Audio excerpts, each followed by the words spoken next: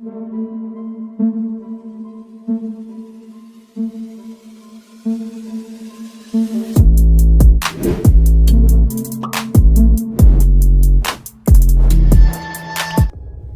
दोस्तों, scary story official में आप सबका स्वागत है। आज की कहानी की तरफ बढ़ने से पहले चैनल को सब्सक्राइब कर लीजिए और अगर कहानी अच्छी लगती है तो प्लीज़ लाइक एंड कमेंट करना मत भूलिएगा। दोस्तों, आज की कहानी बहुत ही ज़्यादा डरावनी है, तो ध्यान से सुनिएगा। कहानी है निखिल और अनन्या की।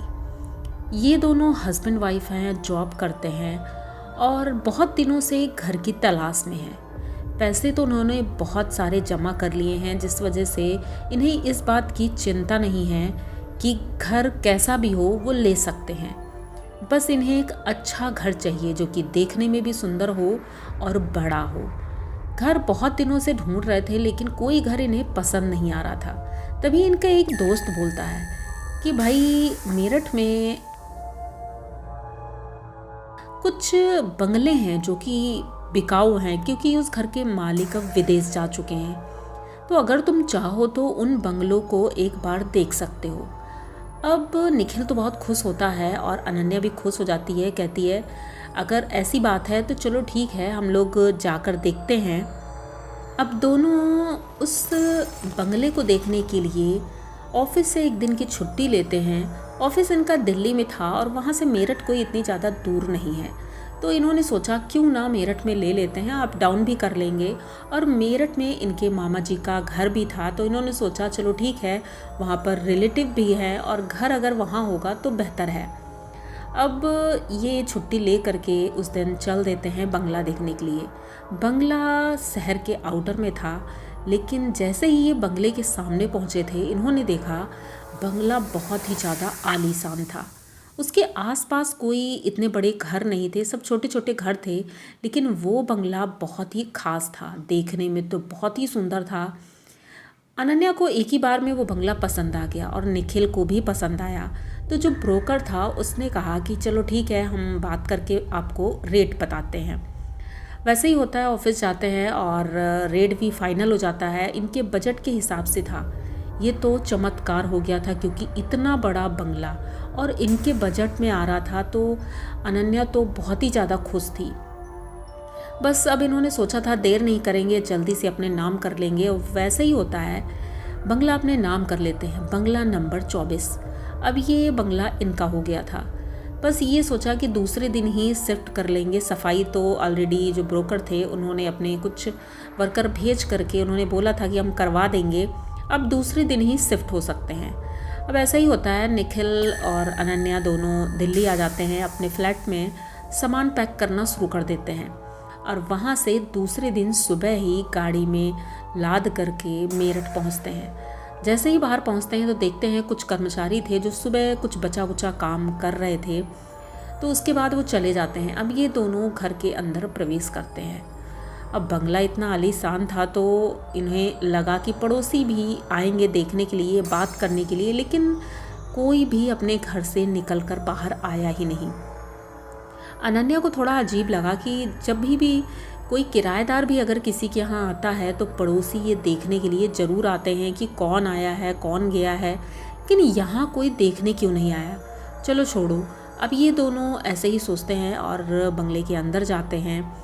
अंदर से पूरा बंगला बहुत अच्छे से इन्होंने देखा और साफ़ सफाई भी अच्छे से हो गई थी, इसलिए सामान शिफ्ट करने लगते हैं और सोचते हैं आज का ही दिन है, क्योंकि कल से फिर से ऑफिस जाना होगा। अब इन्होंने सोचा कि ऑफिस तो जाना होगा, लेकिन घर का काम कौन करेगा। तो एक वर्कर की ज़रूरत थी जो हाउसमेड हो, जो पूरे दिन इनके घर में रह करके घर की देख रेख भी कर ले और घर का काम भी कर ले। तो इसलिए इन्होंने न्यूज़पेपर में भी एक मतलब आर्टिकल डाल दिया कि भाई हमारे एक वर्कर की ज़रूरत है जो पूरा दिन घर में रहे। बहुत लोग आए, संडे के दिन इन्होंने बुलाया था, लेकिन संडे तो अभी बहुत दूर था और बीच में लोग आते थे तो ये लोग मिलते नहीं थे। फ़ोन पर बात होती थी तो इन्होंने बोला कि शाम को ही हम आ पाएंगे, क्योंकि हमारी कंपनी दूर है और वहाँ से हमें आने में टाइम लगता है। अपनी गाड़ी थी, गाड़ी से ही जाते थे और गाड़ी से आ जाते थे। लेकिन ऐसा कब तक चलता। तो निखिल ने सोचा क्यों ना अब यहाँ पर ही कोई अपनी खुद की कंपनी शुरू की जाए, क्योंकि लोन लेकर के कंपनी शुरू कर सकते हैं इतना तो आइडिया हो ही गया था, और दोनों लोग एक ही कंपनी में जॉब करते थे, इसलिए काम भी बखूबी जानते थे। तो अभी दूसरा ही दिन था और ऑफिस से ये घर लौटे थे, सब कुछ ठीक जा रहा था। अनन्या बाहर से खाना पैक करा चुकी थी, तो निखिल ने बोला ठीक है आज खाना नहीं बनाएंगे और बाहर से ही खा लेंगे, क्योंकि अभी फिर अगर खाना बनाओगी तो काम बहुत ज़्यादा हो जाएगा। ये लोग लगभग 10-11 बजे खाना खाते हैं और खा करके बस सोने लगते हैं। अभी सो ही रहे थे तभी थोड़ी देर बाद इन्हें किसी की रोने की आवाज़ आती है, जैसे कोई बच्चा हो रो रहा हो। ये इधर उधर देखती है अनन्या और सोचती है कि हो सकता है पड़ोसी हूँ, लेकिन निखिल कहता है पड़ोसियों का घर बहुत दूर दूर है और अभी तक हमें कोई बच्चा अपनी गली में दिखा नहीं है, तो आखिर ये बच्चा रो कहाँ रहा है। अब ये लोग उठते हैं, इधर उधर देखने लगते हैं, तो इन्हें महसूस होता है वो बच्चा इनके घर में ही है, क्योंकि आवाज़ बहुत करीब से आ रही थी। थोड़ी देर बाद एक कमरा जो बंद था अभी तक वो खुला नहीं था। अनन्या उस दरवाजे की तरफ जाने लगती है और जैसे ही उस दरवाजे को खोलती है तो देखती है अंदर घुप अंधेरा था, लेकिन कोने में एक आदमी है और एक औरत है, उसके साथ में एक बच्चा है। वो तीनों एक कोने में चुपचाप ज़मीन पर बैठे हैं, सर नीचे किए हुए हैं और रो रहे हैं। अनन्या बहुत तेज़ी से चीखती है और निखिल को बुलाती है। लाइट ऑन कर रही थी लेकिन लाइट ऑन नहीं हो रही थी। निखिल आता है टॉर्च लेकर, जैसे ही टॉर्च पूरे रूम में मारता है अंदर कोई भी नहीं था। निखिल कहता है अरे तुम डर गई होगी, ऐसा यहाँ कुछ भी नहीं है। अब जैसे ही दरवाज़ा बंद करने लगती है दोबारा फिर से उसी कॉर्नर पर वो तीनों बैठे हुए दिखते हैं। अनन्या बहुत ज़्यादा डरी थी लेकिन अब कुछ कर नहीं सकती थी, क्योंकि निखिल ने टॉर्च से देखा था पूरा रूम एकदम खाली था। ये दरवाज़ा बंद करती हैं और उसके बाद अपने रूम में आती हैं, सोने की कोशिश करती हैं, लेकिन अब ये सो नहीं पा रही थी क्योंकि वो रोने की आवाज़ अनन्या को बहुत ज़ोर ज़ोर से आ रही थी। उन्हें नींद तो नहीं आ रही थी, तो अनन्या ने अपनी पिलो ली और अपने कानों में रख करके सोने की कोशिश की। तभी इन्हें महसूस हुआ कि किसी की सांसों की आवाज़ उन्हें करीब से आ रही है। जैसे ही आंखें खोलती है तो देखती है एक औरत है, उसके बहुत बड़े बड़े से बाल हैं और वो इसके चेहरे को एकटुक देख रही है। इसे देख करके अनन्या एकदम से चीख पड़ती है, उठकर बैठती है। निखिल की भी नींद खुल जाती है। निखिल पूछता है आखिर क्या हुआ है, लेकिन अनन्या कुछ बोल नहीं पा रही थी क्योंकि बहुत ज़्यादा डर गई थी। रूम में कोई भी नहीं था। अनन्या ने खुद देखा कि रूम में कोई नहीं है, तो फिर वो औरत कहाँ से आई थी। अनन्या को मतलब इतना ज़्यादा डर लग रहा था, इसलिए निखिल कहता है ठीक है जब तक तुम सो नहीं जाती हो मैं बैठा हूँ। निखिल बैठा रहता है और अनन्या सो जाती है। निखिल को भी नींद आ रही थी लेकिन वो अनन्या की केयर करने के लिए बैठा रहता है। थोड़ी देर बाद निखिल की भी आंख लग जाती है और अचानक से कोई निखिल का पैर पकड़कर इतनी ज़ोर से खींचता है कि निखिल बेड के नीचे होता है। उसे संभलने का मौका ही नहीं मिला था। वो इतनी तेज़ी से नीचे गिरता है कि इधर उधर देखता है, उसे चोटें भी आई थी, बहुत चीखता है। अनन्या उठती है और पूछती है तुम नीचे कैसे गिरे। निखिल अब उसे बताना नहीं चाहता था क्योंकि वो वैसे ही डरी थी। उसने सोचा अगर मैं बताऊंगा तो ये और डर जाएगी, तो उसने कहा कि मैं ऐसे ही किनारे बैठा था और मैं गिर गया।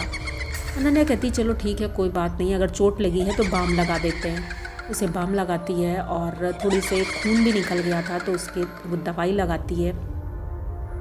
दोबारा से ये लोग लेटे और अब तो निखिल को नींद नहीं आ रही थी। अनन्या तो सो गई थी लेकिन निखिल को अब नींद नहीं आ रही थी। रात का 3 बज गया था और नींद अभी भी नहीं आ रही थी।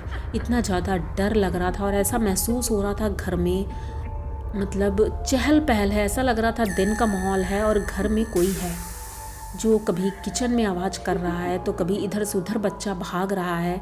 निखिल चुपचाप बैठे बैठे देख रहा था। थोड़ी देर बाद उसे नींद आ जाती है और वो सो जाता है। अचानक से किसी के हंसने की आवाज़ आती है और जब हंसने की आवाज़ आती है तो निखिल आंखें खोलता है तो देखता है अनन्या की जो ड्रेसिंग टेबल थी उसके पास एक औरत बैठी है। उस औरत के पीछे एक आदमी खड़ा हुआ है। उसकी मतलब हंसी आ रही थी, वो औरत हंस रही थी तो उसकी आवाज़ निखिल को सुनाई दे रही थी। वो मेकअप कर रही थी। शीशे में जैसे ही निखिल ने देखा उन दोनों का चेहरा देख करके वो इतना ज़्यादा डर गया था कि उसकी चीखें निकल गई। अब वो अनन्या का हाथ पकड़ता है। अनन्या भी उठ चुकी थी। वो लेकर उसे बाहर भागता है और जैसे ही बाहर भागता है तो देखता है घर के ऊपर वो तीनों खड़े हैं, हस्बैंड, वाइफ और उनका बच्चा। अब ये लोग इतना ज़्यादा डर गए थे। सुबह का लगभग वही 4 बज चुका था। तो अब इनकी हिम्मत नहीं थी कि घर के अंदर जाएं, वहीं बैठे रहते हैं रोड पर। तभी जब सुबह होती है तो कुछ दूरी पर जो घर थे वो लोग बाहर निकलते हैं, टहलते हैं। तो ये लोग उनके पास जाते हैं, उनसे पूछना चाह रहे थे। पहले तो वो लोग कुछ बताते नहीं हैं, बाद में बताते हैं कि बेटा तुमने ये बंगला खरीद करके बहुत बड़ी गलती कर दी, क्योंकि ये भूतिया बंगला है। इस बंगले में एक फैमिली रहती थी और उस फैमिली में वो जो वाइफ और हस्बैंड थे उन दोनों में इतना झगड़ा होता था कि बच्चा ऑलरेडी बहुत परेशान रहता था। बच्चे की उम्र लगभग 6 साल थी और उसका जो हस्बैंड था वो शराब पीकर आता था। पहले तो बहुत बड़ी बड़ी कंपनियां थी उसकी, बहुत पैसे वाले थे, इसीलिए इतना बड़ा बंगला खरीदा था। लेकिन धीरे धीरे नशे की लत की वजह से इन्होंने अपना सब कुछ गंवा दिया था। उनकी पत्नी बहुत अच्छी थी लेकिन उसकी शराब की आदत को वो छुड़ा नहीं पाई और एक दिन उस नशेड़ी आदमी ने अपनी बीवी की और अपने बच्चों की हत्या करने के बाद खुदकुशी कर ली थी। और इसके बाद से कहते हैं इस घर में उन तीनों की आत्मा रहती है। ये बंगला तब से खाली पड़ा हुआ है और इस बंगले में कोई भी रहने नहीं आया है। हम लोग पड़ोस में रहते ज़रूर हैं लेकिन कभी भी हम लोग शाम के बाद इधर से नहीं निकलते हैं, क्योंकि जो भी निकलता है उसके साथ कुछ ना कुछ अजीब घटनाएं होती हैं। लोग बीमार हो जाते हैं और डर जाते हैं, इस वजह से कोई भी इधर से नहीं निकलता है। हम लोग तो वो शॉर्टकट है पीछे वाला, उधर से ही शाम को अगर जाना होता है तो जाते हैं। तो बेटा जैसे भी हो तुम लोग ये बंगला खाली कर दो।